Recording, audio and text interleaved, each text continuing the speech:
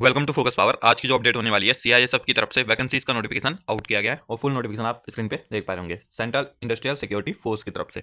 तो कांस्टेबल की रिक्रूटमेंट निकाली गई है और लगभग 1124 पोस्ट पे आपको ये रिक्रूटमेंट देखने को मिलेगी। तो कौन कौन कैंडिडेट इसमें अप्लाई कर सकते हैं, क्या क्या एलिजिबिलिटी क्राइटेरिया रहने वाला है, सिलेक्शन प्रोसेस क्या रहेगा, सब कुछ डिस्कस करेंगे। लास्ट तक बने रहे।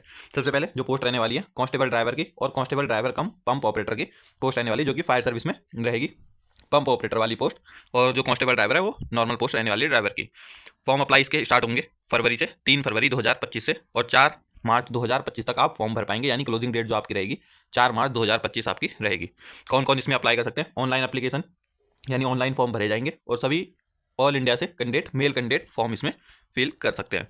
पे स्केल आपका क्या रहेगा? पे लेवल रहेगा 3-7 सीपीसी के अकॉर्डिंग और 21,700 से लेकर 69,100 आपका बेसिक्स इसमें रहता है। अब आ जाते हैं जो इसमें एनपीएस वगैरह लागू होगा, तो उसी के अकॉर्डिंग यहाँ पे बताया गया। एप्लीकेशन फॉर्म ऑनलाइन मोड पे भरे जाएंगे। बाकी आपका फिजिकल टेस्ट होगा इसमें, trade test, written test, medical examination, ये सब चीज़ आपका होने वाला है। रिटन एग्जामिनेशन जो होगा ओएमआर बेस्ड हो सकता है या सीबीटी भी हो सकता है, हिंदी इंग्लिश दोनों में आपको देखने को मिलेगा। ऑल इंडिया के कैंडिडेट इसमें अप्लाई कर सकते हैं। The recruitment will be conducted on all India basis, यानी कि अक्रॉस इंडिया आपको एग्जामिनेशन सेंटर भी इसके देखने को मिलेंगे।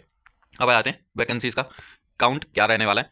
सबसे पहले जो कांस्टेबल ड्राइवर की है डायरेक्ट, इसमें कैटेगरी वाइज आप देख सकते हैं। यूआर में 344 है, एससी में 126, एसटी में 63, ओबीसी में 228, ईडब्ल्यूएस में 84, टोटल 845 पोस्ट है। इसी तरीके से कांस्टेबल ड्राइवर कम पंप ऑपरेटर में, जो कि फायर सर्विस के अंडर में, इसमें 279 पोस्ट है, यानी टोटल 1124 पोस्ट पे वैकेंसीज रहने वाली हैं। और ये एक्स सर्विसमैन के लिए भी यहाँ पे रखी गई हैं 113 पोस्ट लगभग।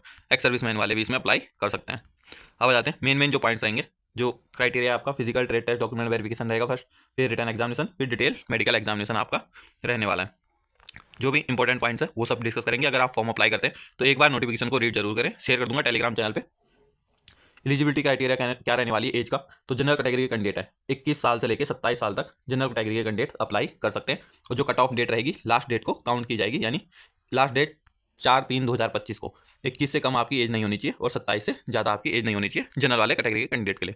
बाकी SC ST OBC और जो गुजरात रॉयल्स वाले हैं, जो भी आपका रिलैक्सेशन देती है सेंट्रल गवर्नमेंट, वो आपको एज पर गाइडलाइन मिलेगा 3 साल 5 साल।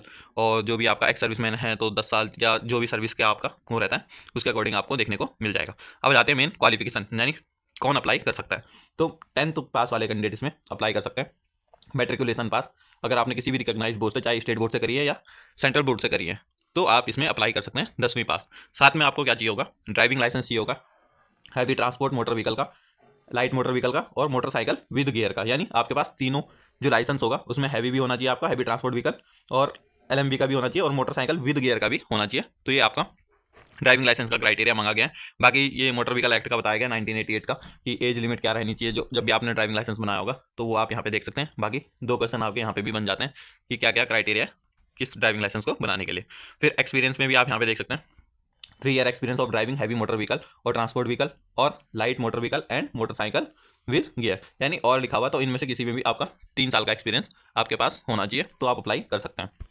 फिर आ जाते हैं जो क्राइटेरिया है कट ऑफ डेट का LMB के लिए, वो आप यहाँ पे देख सकते हैं। जो भी लाइसेंस है आपके पास 4/3/2025 रहने वाली है। Physical standard general EWS SC OBC के लिए 167 सेंटीमीटर हाइट रहने वाली है, चेस्ट 80 रहेगी और 5 सेंटीमीटर का एक्सपेंशन रहेगा। बाकी जो हिली एरियाज होते हैं या जो भी रिलैक्सेशन मिलता है जिन भी एरिया को, वो आप यहाँ पे देख सकते हैं। गढ़वाली, कुमाऊनी, गोरखास, डोगरास, मराठास, तो आपके पास सर्टिफिकेट होना चाहिए। अपेंडिक्स D है उस फॉर्मेट में रहना चाहिए। और इसके अलावा नॉर्थ ईस्ट के जो भी स्टेट हैं लगभग, और उसके अलावा जम्मू कश्मीर हिमाचल के कुछ डिस्ट्रिक्ट आपको देखने को मिल जाएंगे, उनके लिए 160 सेंटीमीटर की हाइट है, चेस्ट 78 और 5 सेंटीमीटर का एक्सपेंशन आपको देखने को मिलेगा। तो ये आपका हाइट का क्राइटेरिया।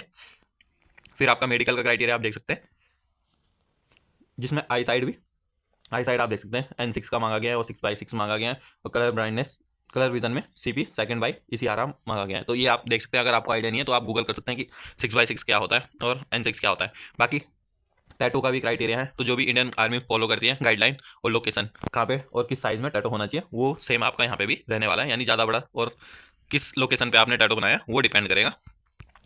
फिर आ जाते हैं जो भी इंपॉर्टेंट पॉइंट रहेंगे, काफी लेंथी नोटिफिकेशन है तो आपको मेन मेन पॉइंट्स आपको बता दूंगा। अप्लाई कैसे करना है, तो ऑनलाइन है CISF की वेबसाइट पे, ऑफिशियल वेबसाइट पे जाके आपको अप्लाई करना है। क्लोजिंग डेट इन्होंने रिमाइंड कराई है बार बार। बाकी आप प्रीफेंस एप्लीकेशन फॉर्म भरेंगे तो प्रीफेंस आप फिल कर सकते हैं कि पहली प्रीफेंस आप कांस्टेबल ड्राइवर को देंगे, फिर सेकंड प्रीफेंस कांस्टेबल DCPO को देंगे, या फिर आप DCPO को फर्स्ट दे सकते हैं या फिर सेकंड कांस्टेबल ड्राइवर के लिए, वो आपकी चॉइस है। इस तरीके से आपको फॉर्म भरते टाइम फिल करना है। एप्लीकेशन फीस यानी चार्जेस क्या रहने वाले हैं, 100 रुपये फीस रहेगी आपकी यूआर, ईडब्ल्यूएस और ओबीसी कैंडिडेट के लिए। बाकी एससी एसटी एक्स सर्विसमैन के लिए कोई भी फीस यहाँ पे नहीं रहने वाली है। और वेबसाइट आप यहाँ पे देख सकते हैं किस वेबसाइट से अप्लाई करना है, CISF.CISF.gov.in, इस वेबसाइट से जाके आप अप्लाई कर सकते हैं। फिजिकल एफिशिएंसी टेस्ट में आते हैं तो 800 मीटर की रेस होगी, 3 मिनट 15 सेकंड में पास करनी है। लॉन्ग जंप 11 फीट है, हाई जंप 3 फीट 6 इंच आपका हाइट रहने वाला है।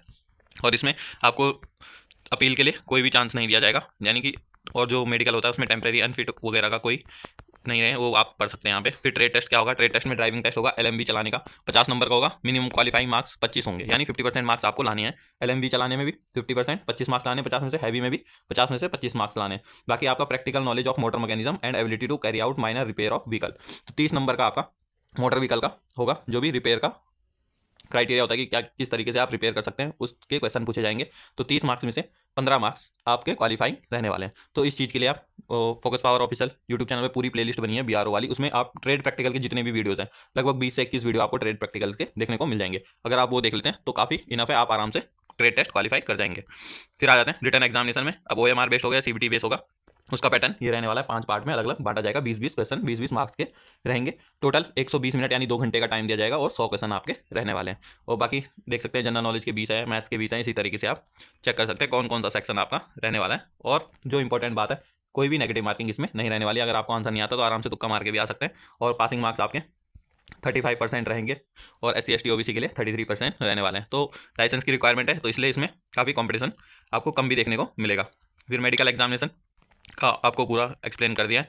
तो जो भी इंपॉर्टेंट बातें थी इस नोटिफिकेशन में वो आपको बता दिया है। अगर आप फॉर्म भरना चाहते हैं तो फॉर्म को अप्लाई करने से पहले एक बार पूरा फॉर्म नोटिफिकेशन को रीड कर सकते हैं। जैसे यहाँ पे आपको पूरा डिटेल दे रखी है कि किस तरीके से भरना है। तो सबसे पहले OTR करना है, उसके बाद आपका रजिस्ट्रेशन करने के बाद आपका एप्लीकेशन फॉर्म ओपन हो जाएगा और किस डायमेंशन में आपको फोटो अपलोड करनी है वो सब चीज़ आपको इसमें देखने को मिल जाएगी नोटिफिकेशन में। बाकी आपके जो भी सर्टिफिकेट्स हैं वो इन सभी फॉर्मेट में, जो अपेंडिक्स A B D जिस भी उससे बिलोंग करते हैं वो इन्हीं फॉर्मेट में होंगे, तभी आपका मान्य माने जाएंगे। यानी किसी का स्टेट का सर्टिफिकेट होता है तो उसको सेंटर की रिक्वायरमेंट है, तो वो आप फॉर्म भरने से पहले बदलवा सकते हैं। अभी 3 तारीख से फॉर्म अप्लाई शुरू होने वाले हैं।